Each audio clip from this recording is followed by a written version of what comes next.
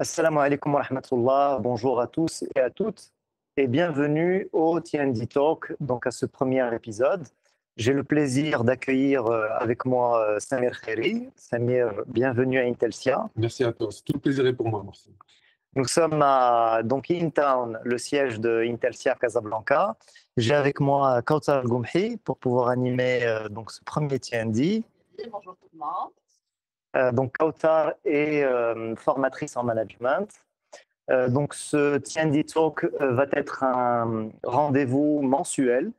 Et donc l'idée, c'est de pouvoir vous offrir du contenu autour du management et du développement personnel et professionnel. Et donc j'ai le plaisir de recevoir Samir Khairi.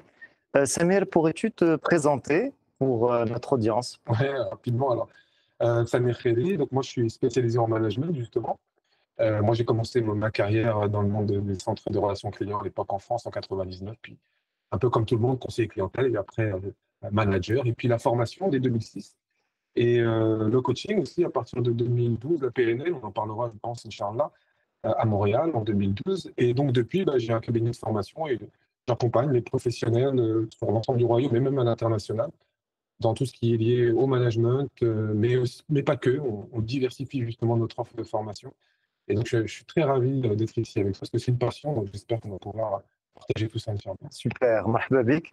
Alors, tu as longtemps vécu en France avant Ouais. de venir t'installer au Maroc. Moi, en fait, je suis né, j'ai grandi et j'ai fait mes études et j'ai débuté ma carrière en France. Ok. Et donc, tu t'es installé au Maroc à partir de 2015 ou 2016. Ouais, c'est ça, oui, définitivement, parce qu'entre-temps, avant, je faisais des allers-retours, mais définitivement, ouais, on va dire 2015. Alors, dis-nous, quand tu t'es installé au Maroc, Ouais. quel est le mot en derija ou en arabe qui t'a le plus challengé ou l'expression qui t'a le plus challengé? Alors écoute, c'est le mot café, parce que je ne sais pas dire le... Ah ouais. Et donc, j'ai du mal avec ce mot, j'évite ce mot comme je peux pourtant boire du café. Ok, Et voilà, c'est ça, c'est le mot. ok, super. Alors, tu es coach et formateur. Ouais. Qu'est-ce qui te passionne le plus dans ce métier? C'est que c'est jamais pareil. Tu sais, on va en parler, je pense, mais on doit s'adapter tout le temps, à chaque instant, à son interlocuteur, à son groupe, à l'entreprise, parce qu'à chaque fois, l'entreprise est dans un contexte différent, avec des attentes différentes, des besoins différents. Donc, c'est ça qui est bien, c'est que tu dois t'adapter continuellement. Puis quand tu es en salle de formation ou quand tu es en coaching, tu t'adaptes à chaque seconde. Dès que ton coach dit une phrase, tu dois t'adapter à ce qui vient d'être dit, ou quand tu es dans la salle, tu t'adaptes à ton scénario et tu passes ton temps à t'adapter. Et je pense que c'est ça qui me plaît le plus, certainement, c'est ce nécessité à s'adapter parce que tu es obligé d'apprendre, de sortir de ce que tu connais, de découvrir, de tester, de changer. Et donc, tu es en mouvement et je pense que c'est ce mouvement-là qui tu te déplaces.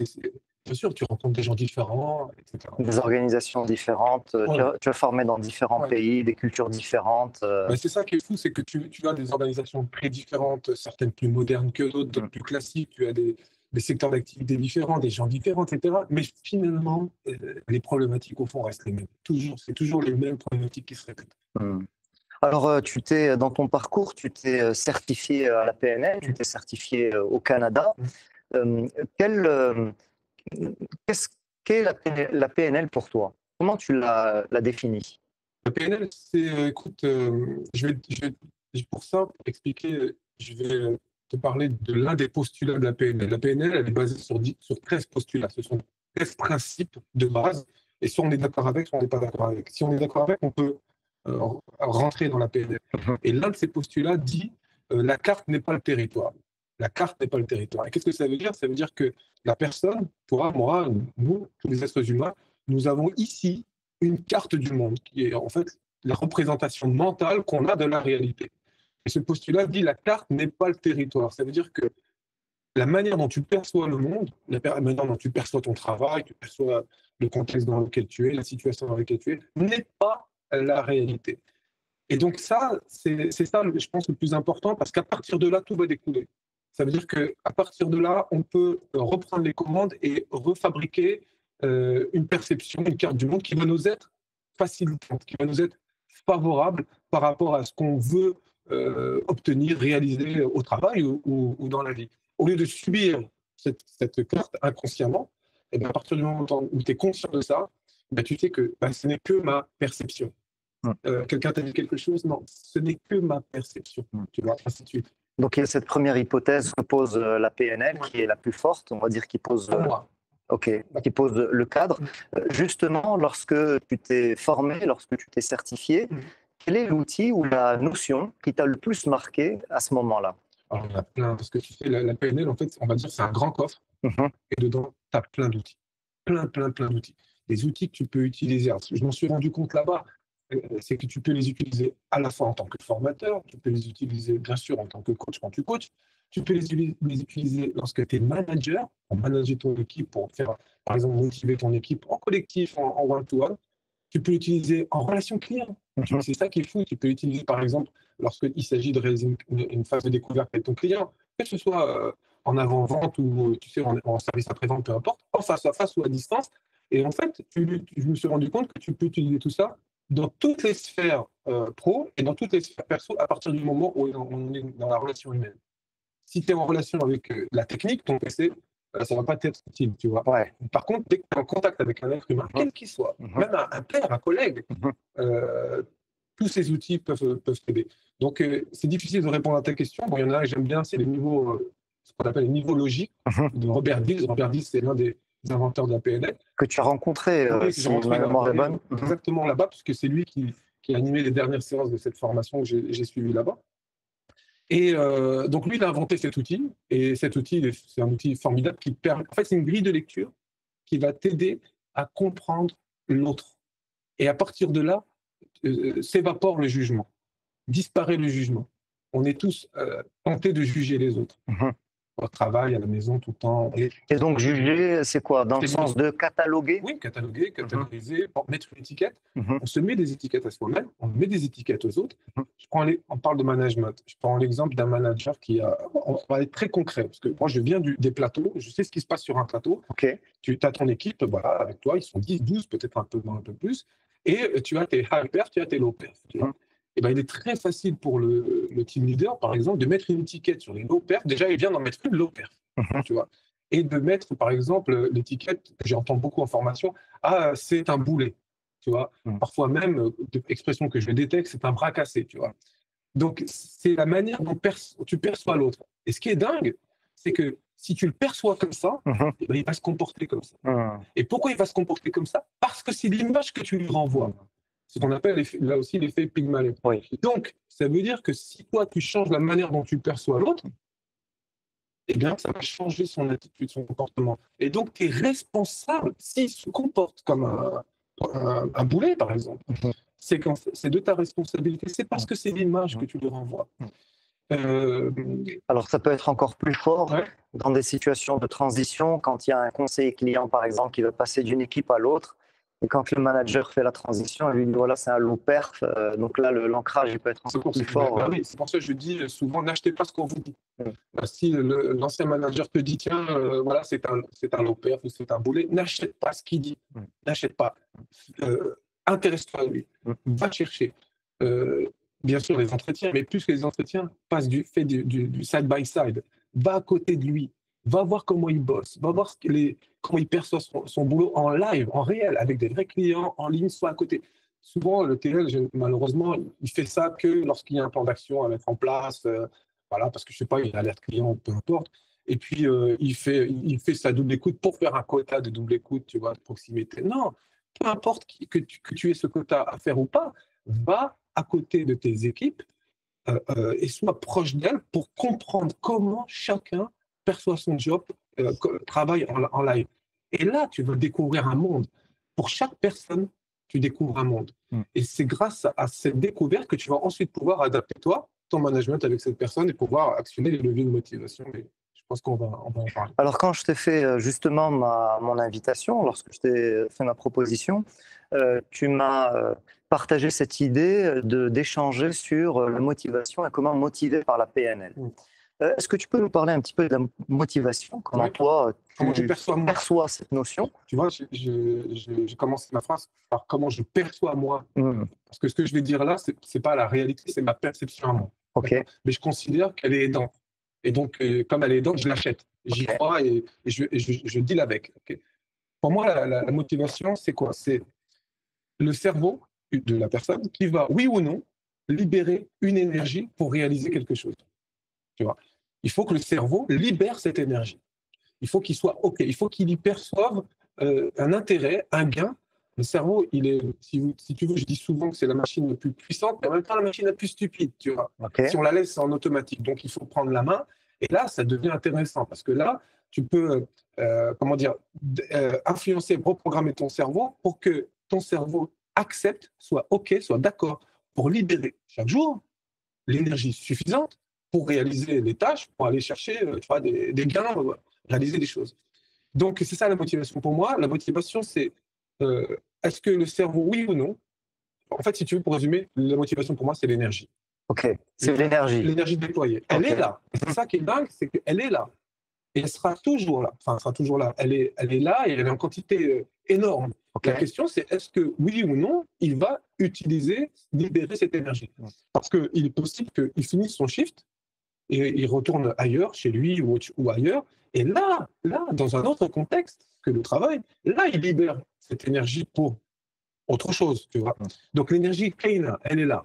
Maintenant, la question, c'est est-ce que le cerveau va, oui ou non, libérer cette énergie pour ce travail sur ce shift? Et ça va dépendre de plein de choses. Pour le cerveau, il va être d'accord que si pour lui, il y a un gain de sécurité, c'est-à-dire qu'il va gagner de la sécurité. La rémunération, bien sûr, mais il n'y a pas que ça. Donc, est-ce que l'environnement est propice à ça? Est-ce que l'image que je reçois, comment je suis perçu, l'image que je reçois de mon thème et des autres, etc., est-ce que c'est une image sécurisante? Parce que le cerveau, il n'y a pas que qui compte pour lui, c'est la sécurité. Donc, cette fameuse zone de confort, la sécurité. Si tu veux, c'est le cerveau, c'est... Donc, le cerveau, il est prêt à investir cette énergie pour pouvoir avoir un gain derrière. Mais donc, il va estimer le gain qu'il y a derrière avant de libérer cette énergie. Il ne le fera pas s'il n'y a pas de gain. Okay. Et si tu veux, le gain minimum, on va dire le seuil, plancher, le plancher bon, bah, c'est la rémunération à la fin du mois. Okay.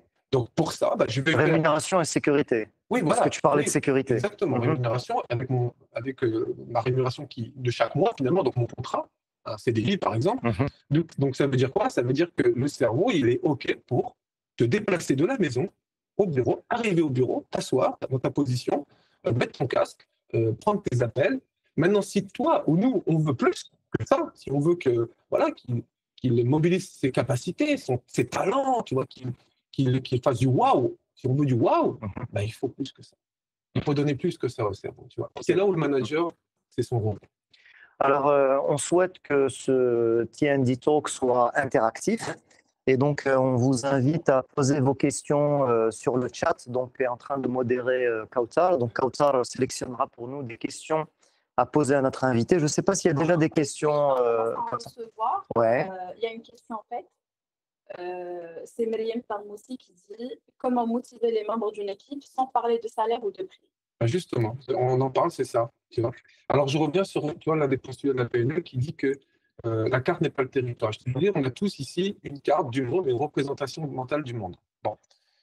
Alors, pour répondre à Myriam, pour motiver son équipe ou un collaborateur au-delà du palier, qui est la rémunération, etc., tu vois, ben, il va falloir déjà savoir qu'est-ce qui a de la valeur pour la personne. Qu'est-ce qui compte pour elle? Et pour ça, ben, il faut rentrer dans sa carte, si tu veux. Il faut découvrir sa carte. Dans sa carte, il y a tout ce qu'elle croit. Il y a comment elle voit les choses. Il y a ce qui est important pour elle. Il faut que tu découvres ça. C'est ton rôle en tant que manager de le savoir. Il n'y a personne d'autre qui doit le savoir à part toi, si tu veux. C'est ton job. Donc pour ça, il faut que tu t'intéresses à l'autre. Alors ça veut dire qu'il faut que tu saches questionner. Alors, je dis tout de suite, oubliez les questions fermées. Oui. Oubliez les questions qui commencent par « est-ce que ?» Dites-vous que dès que vous posez une question qui commence par « est-ce que ?» donc la réponse est soit oui ou non. Tu vois. Bon, c'est bon. Ça veut dire que tu es dans ta propre carte, tu es parti chercher un truc qui est dans ta carte, et tu lui dis, tiens, dis-moi, est-ce que si ou ça? Tu vois? Et que tu cherches à valider. Tu cherches à valider, donc tu es dans ta propre carte, et en fait, tu cherches ta propre sécurité à toi. Oublie, lâche prise, mets ta carte de côté, fais comme si tu connaissais rien sur rien, et intéresse-toi pour de vrai à l'autre, t'écoutes sa carte. Interroge-le, questionne-le.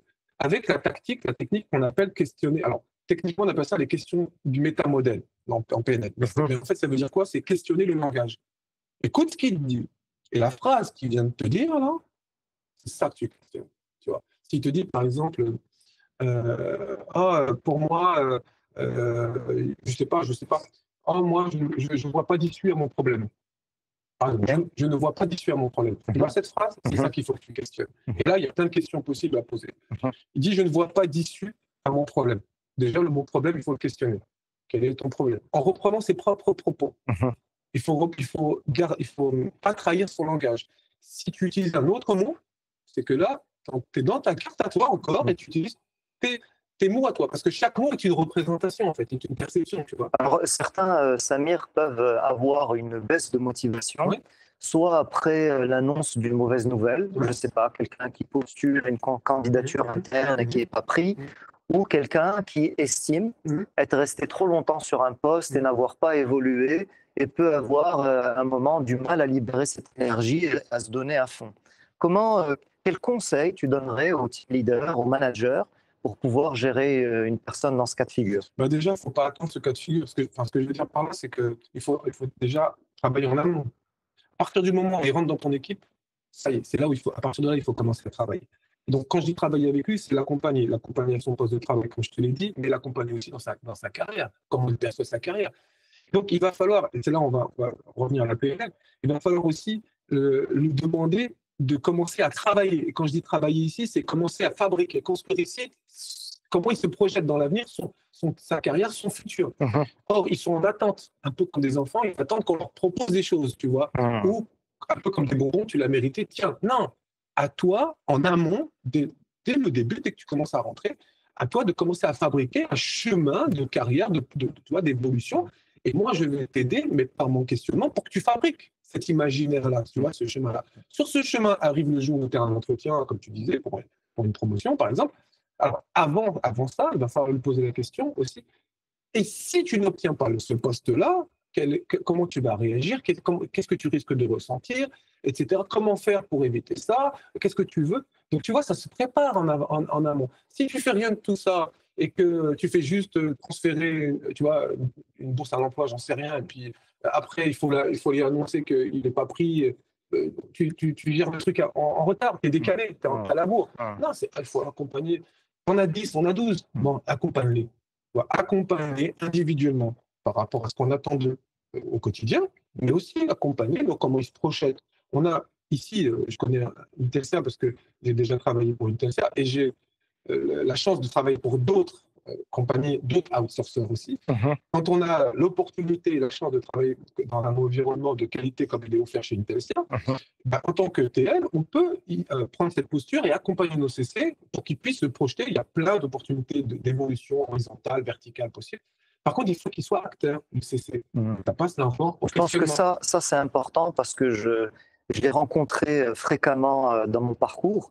C'est parfois, effectivement, les gens sont dans une forme de passivité. Et ils ont le sentiment qu'une promotion, c'est quelque chose, soit qui leur est dû, soit on va les appeler un jour, tu sais, comme par magie, et leur dire, voilà, vous allez être promu à tel rôle. Et peut-être que déjà, il faut changer cette dynamique-là. Oui, bien sûr, il faut changer ça parce qu'il y a beaucoup de gens, tu sais, quand je suis en salle de formation, avec le mot mérite, on a un gros débat. J'ai un gros débat à chaque fois sur le mot mérite parce que c'est pas la bonne question. C'est pas la bonne question. Il y a beaucoup de gens qui méritent des choses et qui ne l'ont pas. Et il y a beaucoup de gens qui ont des choses qui ne méritent pas. Donc la question des mérites, je pense que c'est pas la bonne question. Donc en effet, ils sont un peu comme des enfants et c'est là où il faut les responsabiliser. C'est le mot que je voulais employer tout à l'heure. Il va falloir les responsabiliser. Tu as remarqué, les questions qu'on leur pose sont des questions qui les forcent à réfléchir, donc on les responsabilise. Il faut les responsabiliser parce qu'ils ont tendance à se comporter comme des enfants, à attendre qu'on leur donne à manger, qu'on leur donne une récompense, qu'on leur donne quelque chose qu'ils pensent mériter par leur ancienneté ou leur travail, etc. Mais en fait, la réalité, la dureté de la vie est que non, c'est pas comme ça que ça marche. Si tu veux quelque chose, déjà, il faut que tu saches ce que tu veux. Déjà, pose-toi la question de ce que tu veux. Parfois, tu poses la question, qu'est-ce que tu veux? Ah, je sais pas. Ah, déjà, prends quelques instants pour répondre à cette question, tu vois. Qu'est-ce que tu veux? Et comment tu vas faire, toi, pour aller le chercher? Je ne sais pas si tu as cette question, mais souvent on me challenge avec cette question. Oui, alors comment tu fais avec quelqu'un qui demande une augmentation et tu ne peux pas? Ok. D'accord. En fait, le piège, c'est que le CC, il est là, il dit vas-y, donne-moi une augmentation, toi. Moi, je me questionne. qu'est-ce que tu dois faire, selon toi, pour que je puisse, moi, te donner une augmentation? Ah bah rien, j'ai déjà tout fait, tu vois. Et il faut le questionner là-dedans. Qu'est-ce qui te fait penser que tu as tout fait? Ça veut dire quoi, tout? Ça veut dire quoi? Ah bah j'ai fait ci, j'ai fait ci, j'ai fait ça. Et qui te dit que moi, j'ai la possibilité, j'ai la main, j'ai la possibilité de te donner cette augmentation? Ah bah c'est toi le manager. Ainsi de suite. En fait, il faut lui poser plein de questions pour qu'il prenne conscience qu'en fait, c'est pas comme ça que ça se passe. Alors là, en fait, on a une remarque de Mohamed Bouchfar qui dit pourquoi ne pas prévoir ou tailler une formation sur les techniques de questionnement. Et là, il y a un besoin, oui. Bonne proposition. Donc, c'est Mohamed Bouchfar qui nous dit pourquoi ne pas prévoir au TL une formation des techniques de questionnement. Alors, les questions, c'est une question, je préfère qu'on les pose après parce qu'on en a pas mal. Non, on peut les faire au fil de l'eau si tu en as une autre. Alors, juste par rapport à ça, effectivement, ça, je l'ai senti parce que là, récemment, avec Dia, on a déployé un nouveau module sur le coaching et dans lequel on fait travailler nos team leaders sur cette partie questionnement. Et effectivement, on s'est rendu compte que souvent, et là tu en as parlé, que les questions sont des questions fermées. Moi, je dis que c'est des questions entre guillemets. C'est pas vrai, mais je le dis juste pour aider les gens à prendre conscience. C'est des questions bas de gamme, parce que la réponse est par oui ou par non, donc ça ne favorise pas l'exploration. Et donc c'est vrai qu'il y a tout un travail à faire. Non seulement ça favorise pas l'exploration, tu l'as très bien dit, mais tu vois dans cette exploration, non pas celle que tu fais toi en tant que manager ou coach, l'exploration qu'il fait lui-même en répondant au fur et à mesure aux questions. Tu vois, il fait par lui-même une auto-exploration. Et c'est dans cette exploration que naissent, comme des fleurs, si tu veux, les prises de conscience. Prises de conscience qu'en fait, je ne sais pas. Prises de conscience qu'il faut que je change, que le problème, c'est moi, que je dois, je ne sais pas, revenir là-dessus, etc. Tu comprends? Ouais. Par contre, si tu n'explores pas et que tu lui proposes deux options, oui ou non, pour le cerveau, ça devient très facile le choix. Il va faire un choix, oui et non. Tu comprends? Et le choix le plus sécurisant pour lui, bon, peut-être oui ou peut-être non. Et donc, on n'est pas dans la problématique. On ne va pas dénouer le nœud. Tu vois? Okay. Tu vois? Pour dénouer le nœud, il faut explorer, comme tu l'as très bien imagé comme ça en ouvrant les mains, on n'a pas exploré. Et surtout, lui n'a pas exploré. Parce que ce que je dis souvent aux managers, c'est que quand vous lui posez toutes ces questions et que vous faites vos one-to-one comme ça, en fait, c'est juste pour l'aider, lui, parce qu'en répondant à ces questions, il répond à ses propres questions, qui en amènent d'autres, à qui il répond. Et donc, tu lèves lui à y voir plus clair, à avancer, lui. C'est ça. Comme un miroir. C'est ça. Ok, alors juste pour faire un récap, comme ça on y va par palier, on aide toutes les personnes qui nous suivent à pouvoir repartir avec quelque chose. Donc on a dit, la motivation, on peut la considérer comme de l'énergie que va libérer le cerveau. Cette énergie, donc le cerveau doit avoir un gain derrière, il doit estimer qu'il y a un gain. Et donc, cette énergie-là, pour que le manager puisse aider son collaborateur à le faire, eh bien, c'est important qu'il s'intéresse à l'autre. Et qu'il sache quel gain il veut faire. Quel gain a de la valeur pour lui. Et donc, on a des managers généralement qui font un transfert. C'est-à-dire que pour moi, ce qui a de la valeur, par exemple, c'est être promu. Donc, je vais lui dire, tu vois, en faisant ça, tu pourrais être promu. Mais là, tu parles de toi. C'est ton référentiel. Et donc, c'est là où le PNL peut intervenir en disant que la carte n'est pas le monde et que chacun il a une représentation du monde spécifique. Et assez souvent, je ne sais pas, pas par négligence, mais par défaut, on a tendance plutôt à parler, à imaginer les choses selon nos croyances à nous et ne pas faire l'effort de découvrir les croyances et le monde de l'autre. Est-ce que c'est ça? C'est exactement ça. Et c'est là où tu as les bons managers. C'est là où tu as ceux qui font la différence. C'est là où tu as des gens qui vont devenir après des mentors pour l'autre. C'est là où la magie s'opère, quand tu réussis à faire ça. Si tu ne fais pas ça, tu essaies juste, si tu veux, de plaquer un référentiel sur un autre, et ça ne rentre pas. Et d'ailleurs, après, tu commences à t'énerver. Tu dis, mais je l'ai déjà vu en entretien plusieurs fois. Et donc, comme je l'ai déjà vu en entretien plusieurs fois que ça ne marche pas, c'est qu'il ne veut pas, tu vois. Donc, maintenant, je vais taper, tu vois. Je caricature. Oui. C'est juste que tu n'es pas rentré dans sa carte. Deux frères jumeaux ont une carte différente. On a des empreintes différentes, tu vois. Donc, on a donc une carte du monde unique et différente. Et donc, il faut s'intéresser à son collaborateur ainsi.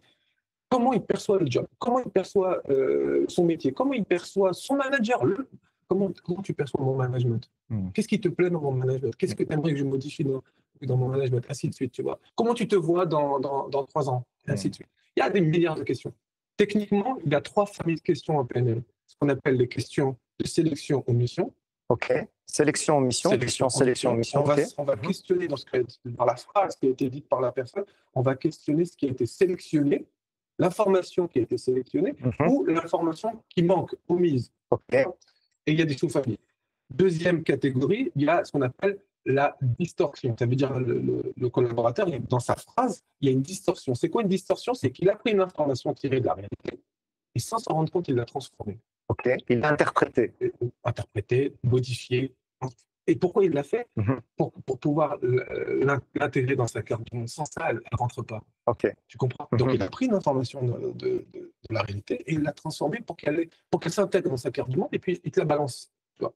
Donc, il faut questionner cette distorsion pour rétablir, entre guillemets, la vérité de l'information de départ. Et puis, il y a une troisième catégorie, c'est la généralisation. Alors, celle-ci, c'est tout le temps. D'ailleurs, je viens d'en faire une, tout le temps. Tu vois? C'est toujours, dès que tu entends le mot « toujours », j'ai tout fait. J'ai tout fait. J'ai tout essayé. J'ai tout essayé. Alors, ça, j'ai tout essayé. Ça veut dire quoi, tout? Mais moi, j'ai jamais rien. Ça veut dire quoi, rien?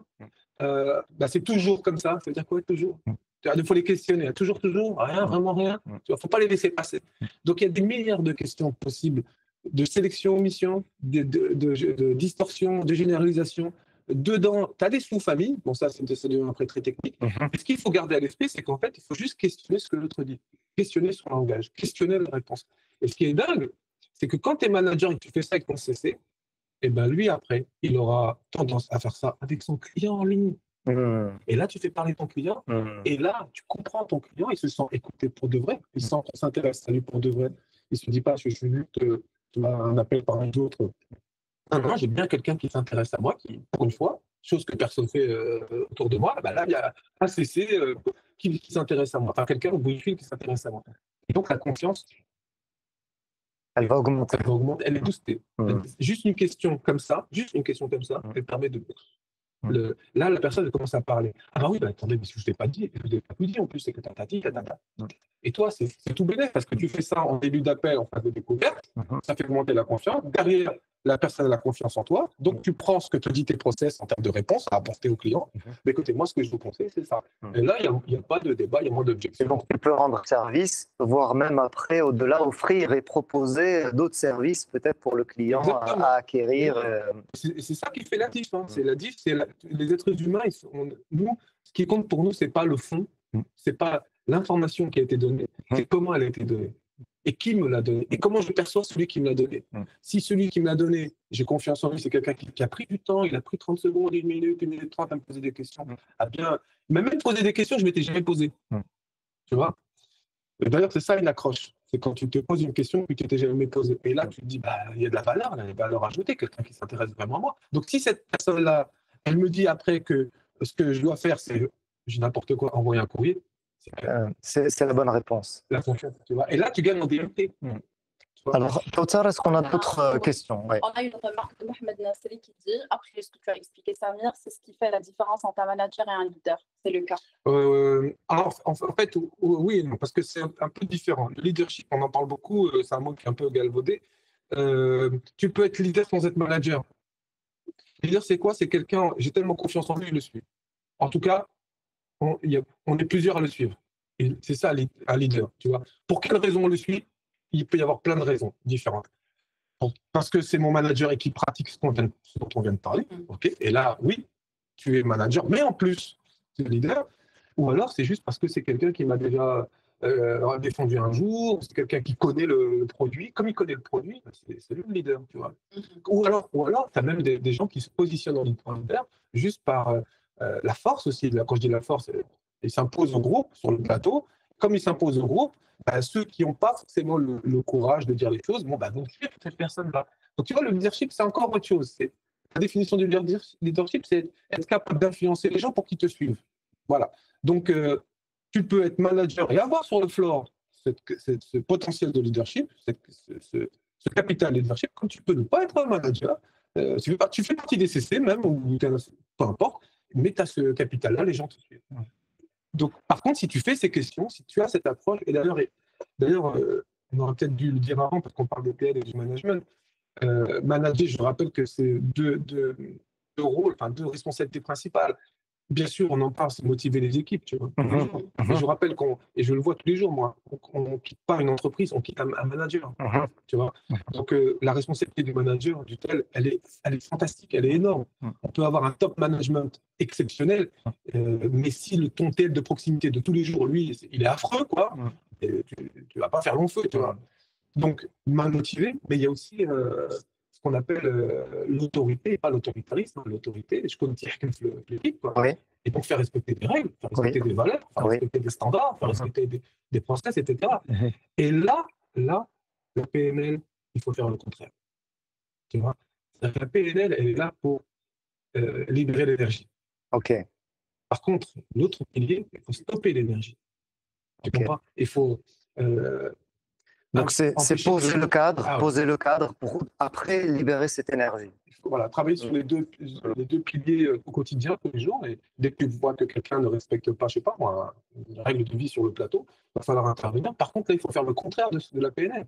Là, tu vois ta carte à toi, là, tu l'imposes. Ah ouais, c'est ça. Tu l'imposes, bien sûr, avec écologie. Quand je dis écologie, c'est avec diplomatie, avec pédagogie, avec. C'est important parce que avec la com adaptée, avec le respect, avec la voix, le non-verbal, etc. Si tu agresses, ne serait-ce que par le regard ou la voix, ou tu humilies les gens sur le plateau devant tout le monde, oui, tu fais ça pour régler un problème lié à un manque de respect des règles, mais tu es en train d'impacter notre pilier qui est la motivation. C'est ça. Bravo, tu essaies de régler un problème A et te voilà maintenant avec un problème B. Ouais. Alors, dans ta pratique de coach et de formateur, est-ce que tu peux nous partager une expérience ou un vécu d'une équipe ou d'un collaborateur ou d'une personne dont tu as vu la motivation s'améliorer en utilisant des techniques de PNL? Attends, je te trouve des exemples. Tu veux un exemple concret, précis? Le premier exemple qui me vient, et tu vas voir, il me vient même avant que je découvre la PNL. Mais après avoir découvert la PNL, j'ai compris que c'était... Ça a été un renforcement. C'était ce que j'avais fait sans savoir que c'était de la PNL. Okay. J'étais j'étais superviseur d'une équipe. On était sur un front. À l'époque, on travaillait pour Ola, donc l'ancêtre d'Orange, tu vois. Et on était sur un floor, il y avait une dizaine d'équipes, on était en rangée, tu vois. Et j'avais une collègue sup qui avait dans son équipe un collaborateur. Et elle avait des problèmes avec ce collaborateur, tu vois. Et donc, elle avait des problèmes parce qu'elle avait mis une étiquette sur lui, tu vois. Et donc, mon chef de plateau, un jour en réunion, comme ça, il me dit, bon, il y en a marre, ce qu'on va faire, c'est qu'on va le changer d'équipe. Et il cherche comme ça autour de la table, il dit, bah, tiens, Samir, tu vas le prendre. Et dans ma tête, je me dis, pourquoi moi?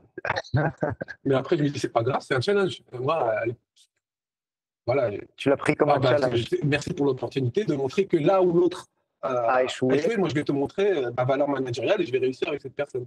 Du coup, je me suis mis un défi à moi-même, tout seul, tu vois. Et donc, t'imagines comment j'ai accueilli cette personne dans l'équipe. Ouais. Tu vois, de toute façon, comme une star presque. Il ne comprenait pas, lui, parce que lui, il était mal vu de l'autre côté, et donc ça alimentait son comportement. Et donc là, je lui ai envoyé une autre image, je lui ai proposé une autre option, tu vois. Et j'ai cru en lui. J'ai passé du temps avec lui, mais comme je passe du temps avec mes équipes, donc j'ai passé du temps avec lui à essayer de le comprendre, à l'interroger, à questionner, à l'écouter, etc. Au lieu de le stigmatiser, de lui dire non, c'est pas comme ci, c'est pas comme ça. Mets-toi dans ce coin-là et bouge plus. Et donc là, j'ai libéré l'énergie. En fait, qu'est-ce qui s'est passé? Mais tu te mets toi-même à la place de cette personne-là et tu te dis, bah oui.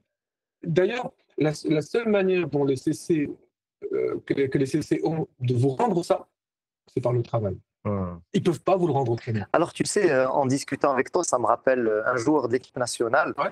Et on est nombreux à suivre et à kiffer cette équipe. Elle nous a fait vivre des émotions extraordinaires au Qatar. Un exemple, c'est Ziyech. Oui, j'ai pensé à Hakim Ziyech. Ouais.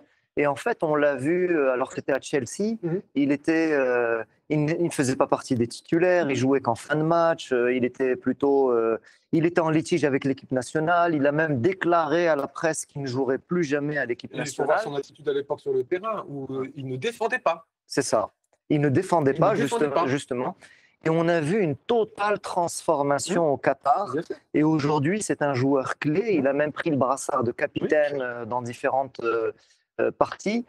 Quelle analyse fais-tu? Et selon toi, comment le coach, comment Walid Regragui a géré Hakim Ziyech? Écoute, moi, je ne le connais pas personnellement, mais je le connais comme nous tous. Et alors, j'ai un kiff, moi, c'est d'écouter les conférences de presse des entraîneurs de football. Je suis passionné par le management et par le foot. C'est en conférence de presse que je m'éclate. En avant, match et après match. Et donc, oui, c'est une masterclass. Tu vois, tu entends, enfin, moi je suis pas dans le vestiaire avec lui et tout ça, mais qu'il les connaît. Quand je dis il les connaît, c'est ce que je te disais tout à l'heure. Il sait comment l'autre perçoit les choses, il sait ce qu'il y a dans sa tête, comment il voit les choses. C'est ça connaître. C'est pas que connaître comment il joue. Ça, n'importe qui sait comment il joue. Il suffit de regarder des vidéos et tu sauras. Non, c'est comment il perçoit les choses, comment il perçoit l'équipe nationale, comment il perçoit le Maroc, comment il se perçoit lui-même, tu vois. C'est comment il se perçoit en tant que joueur, comment il perçoit le jeu, c'est ça qui est intéressant. Et quand tu t'intéresses à ça et que tu donnes l'opportunité de s'exprimer là-dessus, il se dit quoi? Il se dit, tiens, inconsciemment, ce qui est important pour moi l'intéresse. Comment je vois les choses, ça l'intéresse. Donc, ça a de la valeur. Et donc, il va se synchroniser. Je voulais qu'on parle de synchronisation. Et il va se synchroniser. Comment il va faire pour se synchroniser? Il va se dire, ce qu'il va me dire a de la valeur. Et c'est comme ça qu'on obtient quelque chose, c'est en donnant.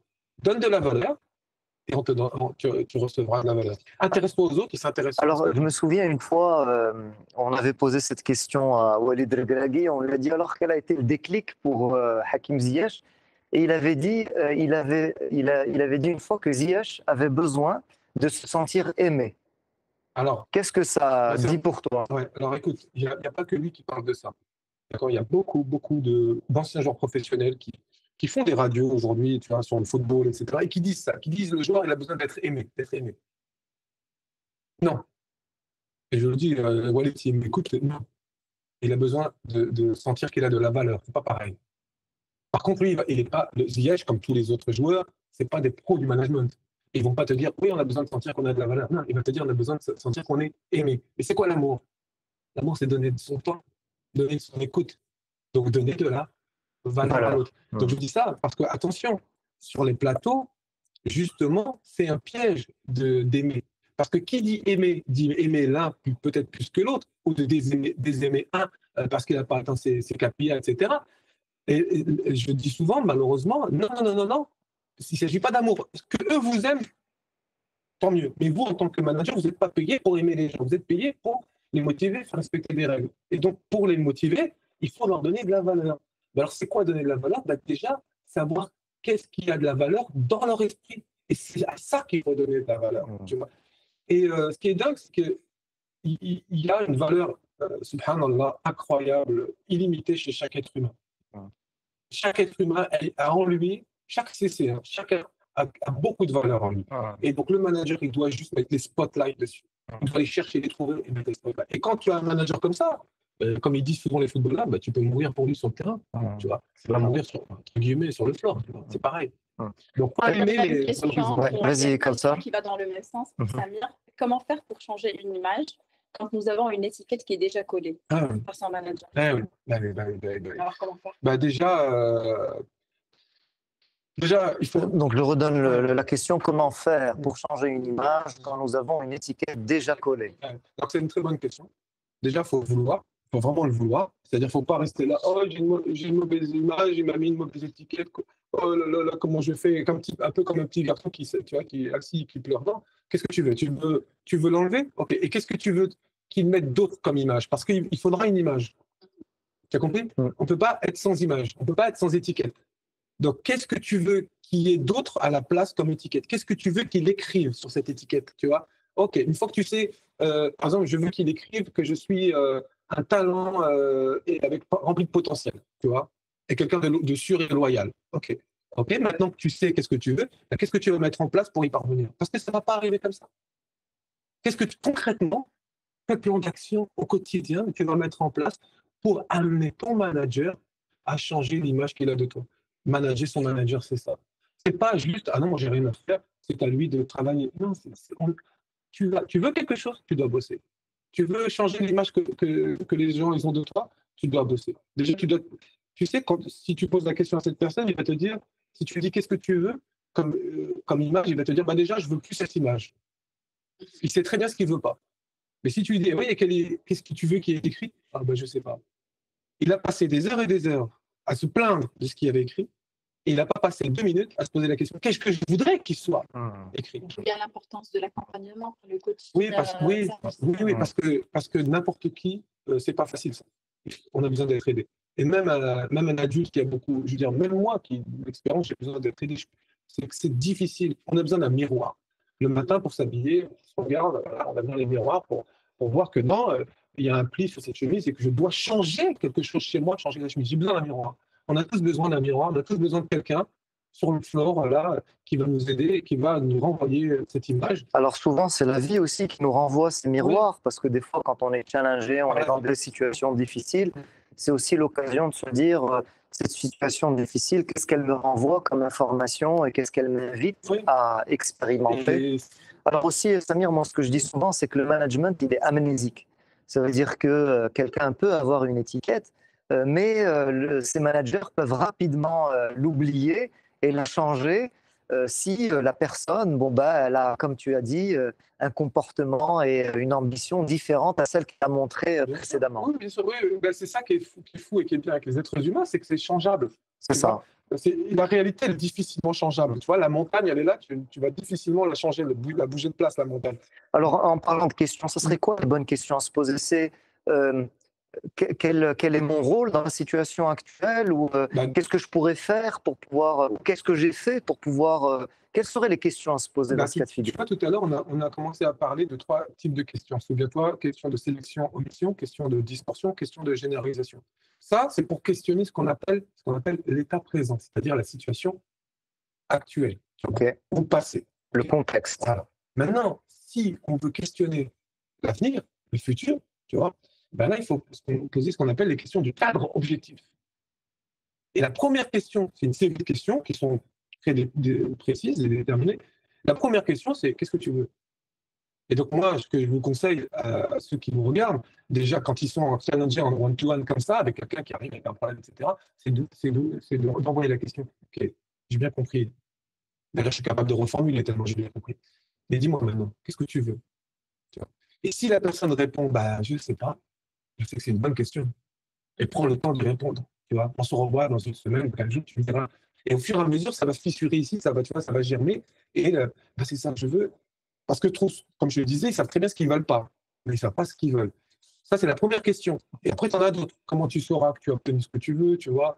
Qu'est-ce qui peut t'empêcher d'obtenir ce que tu veux? Quels sont les avantages? Si tu obtiens ce que tu veux, quels sont les avantages pour toi, pour les autres? Quels sont les inconvénients? Question que je ne pose jamais. Si tu obtiens ce que tu veux, quels sont les inconvénients pour toi, pour les autres, tu vois? Et donc, en fait, c'est bien qu'on parle de ça. En posant ces questions-là, la personne, elle se les pose. Le cerveau, il est tellement puissant qu'il commence à trouver des réponses à ces questions. Et c'est comme ça qu'on programme. C'est comme ça que la personne est programmée. Tu vois? Et d'où programmation neurolinguistique pour le PNL. Exactement. OK. Alors, Samir, tu as été en centre de contact, tu as été team leader. Oui. Imaginons que tu redeviennes team leader là, dans le contexte actuel, avec tous les enjeux, des nouvelles technos, des nouvelles générations, de tout ce qui se passe dans le monde. Quels seraient les 3 grands principes que tu te fixerais en tant que team leader? Déjà, si je retournais sur le floor pour manager une équipe, là, je ferais en sorte que chaque jour, hein, vraiment, chaque jour, ils kiffent. Tu vois, que ça soit presque un show chaque jour. Tu vois. Dans ma tête, dans ma perception, je serais payé pour faire un show tous les jours. Tu vois. Je ferais ça.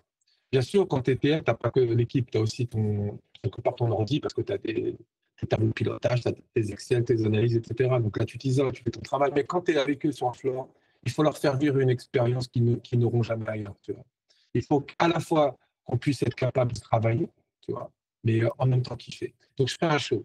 Tu vois, quand tu vas voir un film, tu ne vis pas d'émotions. Oui. Voilà, je ferai en sorte qu'ils vivent des émotions. On n'a pas parlé encore de l'intelligence émotionnelle, des émotions, tu vois, ça aussi, c'est un sujet intéressant. Je ferai en sorte qu'ils vivent des choses. Et là, tu vas voir ton turnover, ton absentéisme, ta ponctualité, tous ces indicateurs, ils vont s'améliorer parce que les gens, ils vont venir pour vivre ces choses ensemble, tu vois. Ça, premièrement. Deuxièmement, Tu me disais principe, donc...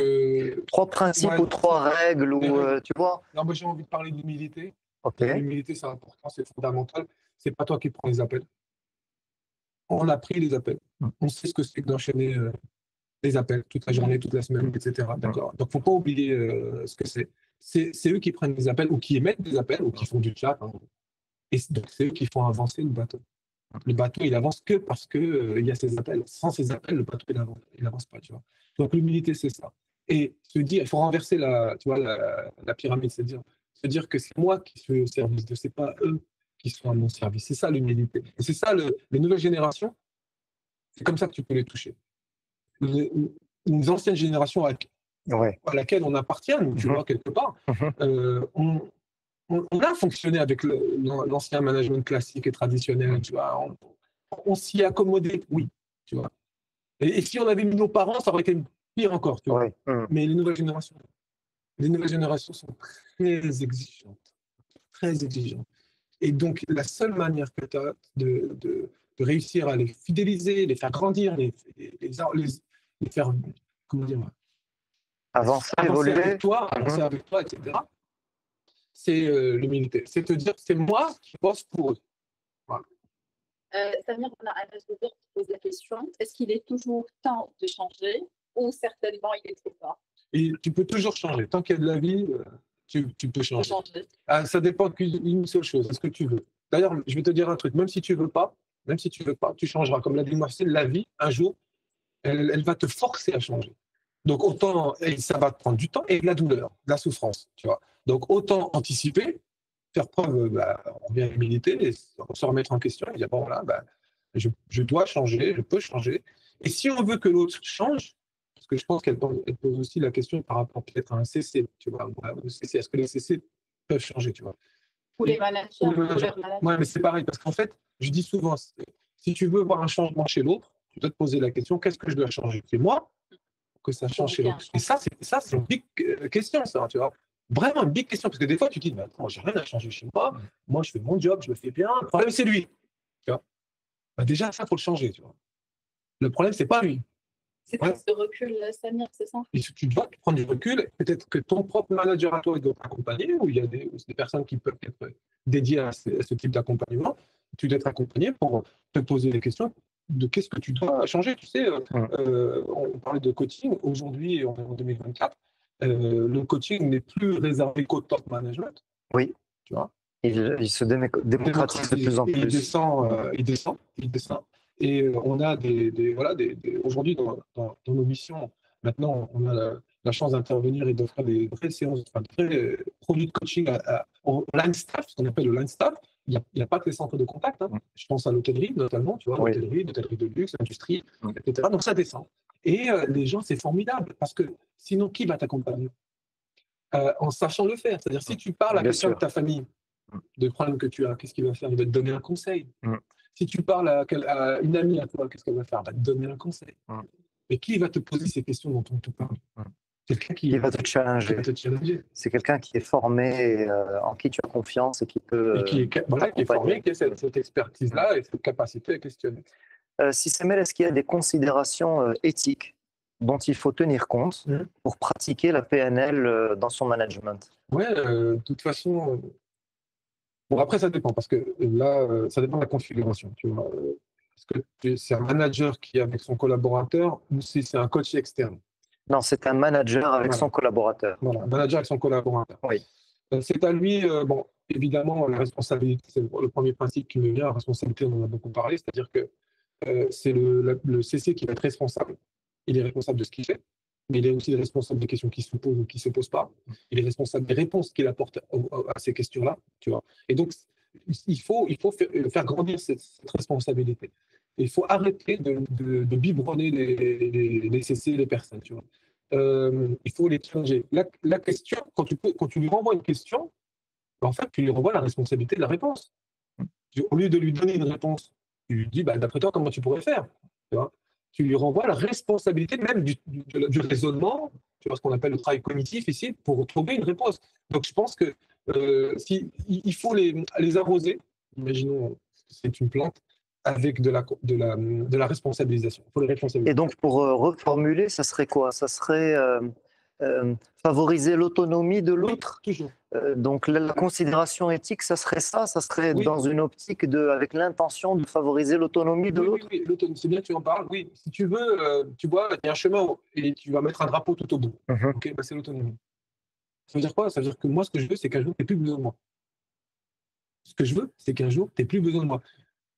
Quoi qu'il t'arrive, en tout cas sur ce sujet-là, tu n'aies plus besoin de moi. Tu sois autonome et que tu sois capable par toi-même de. Alors, c'est d'autant plus vrai dans notre métier que tu le sais très bien. On a une moyenne d'âge relativement basse des collaborateurs. Donc, souvent, on va avoir des conseillers clients qui sortent à peine de l'école ou certains sont très jeunes, ils ont 20 ans. Mais c'est une difficulté, mais c'est une opportunité. Ouais. Et une responsabilité aussi. Une responsabilité aussi sociale, évidemment. Donc, tu vois, c'est là où ça devient intéressant. Le management n'est plus qu'un seul levier de production, productivité ou rentabilité. Le management devient même un instrument social, tu vois, où tu vas permettre aux gens d'éclore et de grandir. L'autonomie, c'est grandir. Responsabiliser, c'est grandir, tu vois. Et je pense que tu parlais d'éthique, donc responsabilité, tu vois, autonomie.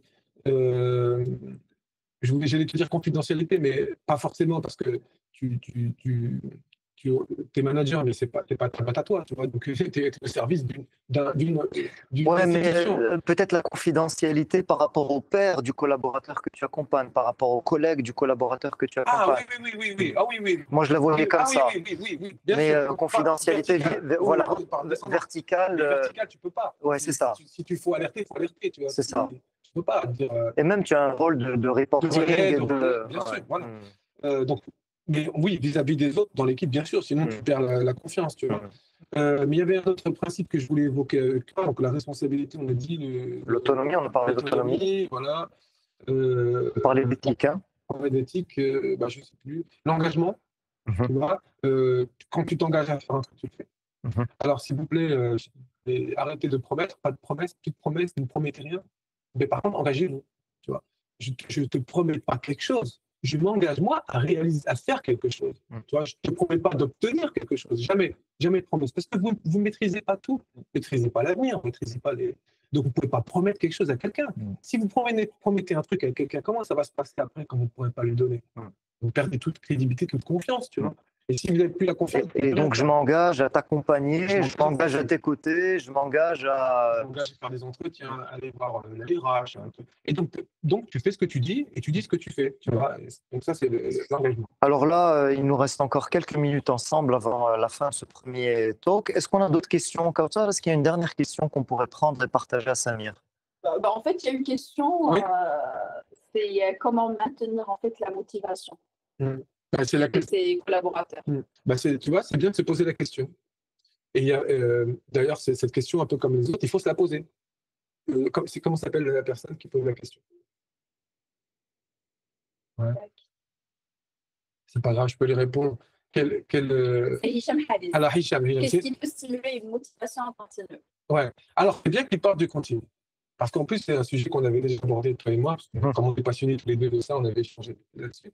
Et tu m'avais parlé de la discipline, tu te souviens? Exact. Et donc, motivation versus discipline. Voilà. Et donc, moi, ça avait tourné dans ma tête. Et donc, il parle de continu. C'est favoriser, pour répondre, c'est favoriser des gestes plus humbles en taille, mais tous les jours. La constance. Au lieu de chercher tous les jours, le feu d'artifice où tu vas tenir peut-être que 2 semaines, 3 semaines, 4 semaines, parce que ton cerveau, il ne sera pas d'accord pour tenir comme ça, tu vois, sur des années. Par contre, il est d'accord, ton cerveau, pour un petit chouïa tous les jours de quelque chose qui donne du résultat. C'est ça. Tu vois, pas dispersé à n'importe quoi. Donc, la règle des petits pas. La règle des petits pas. Moi, je dis souvent, si une motivation pleine, elle est à 100% ou 90%, et qu'un collaborateur, il est à 13% ou 20% ou 25%, bon, ben, à cet état-là, à ce stade-là, qu'est-ce qu'il peut faire? Quelle est la plus petite action qu'il peut faire pour se mettre en mouvement et la respecter de telle sorte à gravir et à gagner des points, arriver à 50, 70, jusqu'à l'aider à retrouver une pleine forme? Ben, ça veut dire qu'il faut être patient, tu vois. Aussi, souvent, par expérience, je vois des TL, des managers qui ont leur objectif cible. qui est contractuelle, par exemple. Et c'est le premier objectif fixé au CC. Non, personnalise ça sur une période de progression. Et donc, tu dois être capable, d'où les side-by-side, etc., de savoir quel est le next step qu'il est capable d'aller chercher, tu vois, et de lui proposer comme ça. Et d'ailleurs, il va prendre confiance en lui, il va prendre confiance en toi, il va voir qu'il y arrive à chaque fois. Donc, les plans d'action décidés ensemble, ils fonctionnent. La preuve, j'y arrive. Donc, je gagne. Et la confiance et l'énergie, du coup, quand on est déployé. Par contre, on a trop de CC parfois qu'est-ce qu'ils font et ça va résumer un petit peu ce pourquoi je me bats, c'est des CC qui font du copier-coller. Ah, on me demande ça, je veux ça. Ce qu'on leur demande, il faut juste le facteur. Il faut ça. Non, tu n'es pas payé pour ça. C'est pas ce qu'on veut. Et toi, maintenant, à toi, pose-toi la question, comment faire pour aller avec ton équipe? Il faut répondre à la personne, tu vois. Comment faire pour aller obtenir ça avec ton équipe, tu vois, dans le temps. Et pour répondre à Hicham, c'est Hicham? C'est Hicham, oui. Donc, c'est une bonne question, Hicham. Et c'est vraiment le type de question qu'il faut que tu te poses, Hicham. Alors, il y a une autre question. Alors, Hicham, excuse-moi, Kautar. Hicham, je sais qu'il est à Mohammedia actuellement. D'ailleurs, ça serait sympa de nous mettre dans le chat de quelle ville vous êtes connecté. Ça nous donnera aussi une idée des régions qui sont avec nous. Alors, si on peut se permettre une dernière question. Vas-y, je t'en prie. Mais il me paraît en fait très, très pertinente. C'est la question de Mohamed Bouchfa qui nous dit comment faire pour que les gens, et là, il parle de managers, s'automotivent avant de pouvoir motiver leurs collaborateurs. Comment devrait faire un manager pour s'automotiver avant de motiver ses collaborateurs? Oui, c'est ça. Je dis souvent en formation, quand je parle aux managers, je leur dis voilà, on parle de vous dans le sens où vous devez motiver vos équipes. Maintenant, j'ai toujours cette question. Oui, Samir, mais dis-moi, comment faire pour s'automotiver? Des fois, on me dit parce que là-haut, ça ne me motive pas, tu vois. Ce que tu me demandes de faire avec mon équipe. Ça redescend pas. Donc, moi, je leur dis oui, vous êtes grand maintenant, je le fais exprès, vous êtes grand maintenant. Donc, vous devez prendre en charge par vous-même votre propre motivation. Si vous avez un N+1 formidable qui fait ça, qui vous accompagne, qui vous motive, samedi 2001, vous êtes top, vous avez de la chance, enfin, tout va bien, tu vois. Mais n'attendez pas ça. Responsabilisez-vous, prenez en charge votre motivation par vous-même. Donc, toutes les questions qu'on a dit qu'il fallait poser au CC, posez-vous vous-même. Qu'est-ce que je veux? Comment faire pour y arriver? Comment? Donc, tu sais que cette discipline existe, qui s'appelle l'auto-coaching. Il faut être formé un peu dessus, mais c'est ce qu'on appelle l'auto-coaching. Même maintenant, l'idéal, c'est d'être accompagné par quelqu'un. Je pense que c'est important aussi, en parallèle de son travail, d'avoir des objectifs personnels. Tu l'as dit, qu'est-ce que je veux? Et donc d'avoir une ambition aussi personnelle, parce que là, au travail, on est ensemble pour peut-être un certain nombre d'années, mais ce n'est pas pour toute la vie. Il peut y avoir un après cette étape-là que je vis. Et dans cette étape-là, c'est quoi la continuité pour moi? Qu'est-ce que j'ai construit sur toutes ces années? Nous, on se pose cette question à nos âges, tu vois. Si on parle des CC qui démarrent ou des managers jeunes aussi, ils ont la perspective qu'on avait avant. C'est-à-dire que tu vois, tu es au début. Donc, tu ne poses pas ces questions-là. Tu es un peu plus insouciant. Et tu te laisses guider par le vent. Alors, il y a une chose que je voulais partager aussi dans la gestion de la motivation en continu. C'est aussi pour un manager, je pense, savoir gérer les temps forts et les temps faibles sur son activité. Ça veut dire que dans une même journée, je connais mes temps forts et mes temps faibles. Les temps forts, on est tous sur le pont et on est tous là à servir nos clients. Dans les temps faibles, on peut s'amuser, on peut s'éclater. C'est ce que tu évoquais, les feux d'artifice. On peut se faire plaisir, on peut rigoler, etc. Et donc aussi savoir gérer les temps forts et les temps faibles dans l'année, parce qu'après avoir passé une année sur une activité, je connais la saisonnalité de mon activité, et donc je sais par exemple qu'en septembre, octobre, il faut serrer, c'est les mois les plus forts, et que peut-être en mars, avril, là on peut relâcher, on peut s'amuser, faire des choses différentes, etc. Bien sûr, tu as raison, tu dois être conscient de tes saisonnalités, courte, à moyen terme et à long terme. Et oui, et tu dois accepter. Tu sais, tu parlais, je pensais au Real Madrid, là, qui est encore en finale de la Ligue des Champions League. Voilà, et qui sait très bien faire ça. C'est-à-dire, c'est une équipe. Là, tu as placé Real Madrid pour Saïd, qui est avec nous. Là, c'est un assist, ça. Et c'est un exemple de résilience. C'est-à-dire, tu as des moments faibles. OK. On va serrer les dents et on reste la tête haute, on est fort et on garde le mental intact parce qu'on sait que ça va passer. Et une fois que ça passe et qu'on a notre moment fort, on appuie sur l'accélérateur. Donc, oui, il faut savoir faut savoir faire ça et pas attendre de son équipe tous les jours, à chaque appel ou chaque heure, à chaque segment, d'être à fond, tu vois. Super. Alors j'en profite, j'ai évoqué Saïd, j'en profite pour remercier Saïd Boumlik et Fad Stormé. Alors vous ne les voyez pas, mais c'est grâce à eux qu'on a ce formidable setup. Et donc merci beaucoup pour ce travail sur la partie esthétique et sur la partie technique, parce que c'est sympa de produire ça dans la qualité qu'ils nous offrent là aujourd'hui. Dernière question, Samir, pour toi. Je suis manager, j'aimerais m'initier à la PNL. Qu'est-ce que tu me conseillerais de faire? Oh, écoute, te former. Parce que bon, tu peux lire, il y a plein de livres dessus, évidemment, jusqu'au tu sais, jusqu'au nul. C'est ça, ouais, pour les nuls. Pour les nuls. Même la PNL pour les nuls. Mais tu as beaucoup d'ouvrages où tu peux lire, tu as beaucoup de vidéos, maintenant sur YouTube, et tu as un outil pédagogique aussi. Mais te former, et c'est super intéressant parce que tu sais, là, on parlait du flow, on parlait des managers pour motiver les équipes, etc. Mais c'est utilisé aussi pour coacher par les coachs, c'est utilisé aussi pour vendre à distance ou en face à face, en présentiel, auprès d'un grand compte ou auprès d'un particulier, tu vois.